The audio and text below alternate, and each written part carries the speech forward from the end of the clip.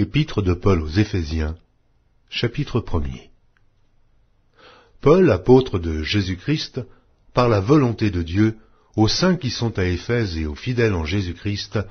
que la grâce et la paix vous soient données de la part de Dieu notre Père et du Seigneur Jésus-Christ. Béni soit Dieu, le Père de notre Seigneur Jésus-Christ,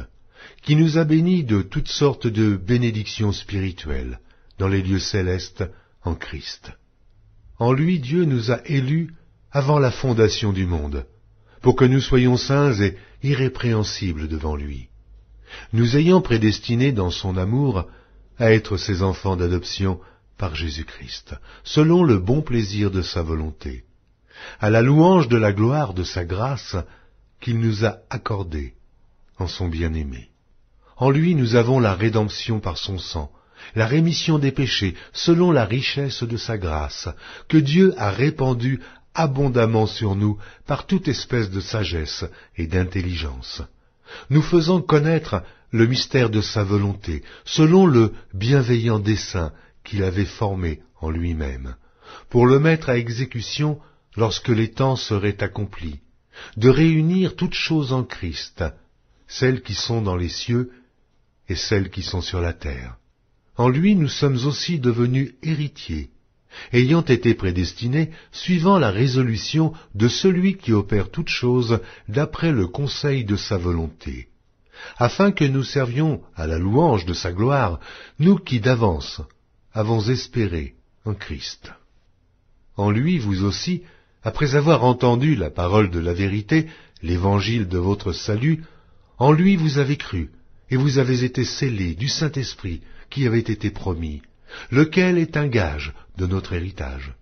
pour la rédemption de ceux que Dieu s'est acquis à la louange de sa gloire. C'est pourquoi, moi aussi, ayant entendu parler de votre foi au Seigneur Jésus et de votre charité pour tous les saints, je ne cesse de rendre grâce pour vous, faisant mention de vous dans mes prières, afin que le Dieu de notre Seigneur Jésus-Christ, le Père de gloire, vous donne un esprit de sagesse et de révélation dans sa connaissance, et qu'il illumine les yeux de votre cœur, pour que vous sachiez quelle est l'espérance qui s'attache à son appel,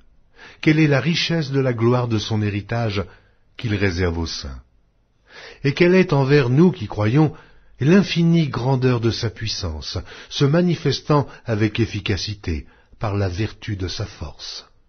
Il l'a déployé en Christ, en le ressuscitant des morts, et en le faisant asseoir à sa droite dans les lieux célestes, au-dessus de toute domination, de toute autorité, de toute puissance, de toute dignité, et de tout nom, qui se peut nommer non seulement dans le siècle présent, mais encore dans le siècle à venir. Il a tout mis sous ses pieds, et il l'a donné pour chef suprême à l'Église qui est son corps, la plénitude de celui qui remplit tout en tous.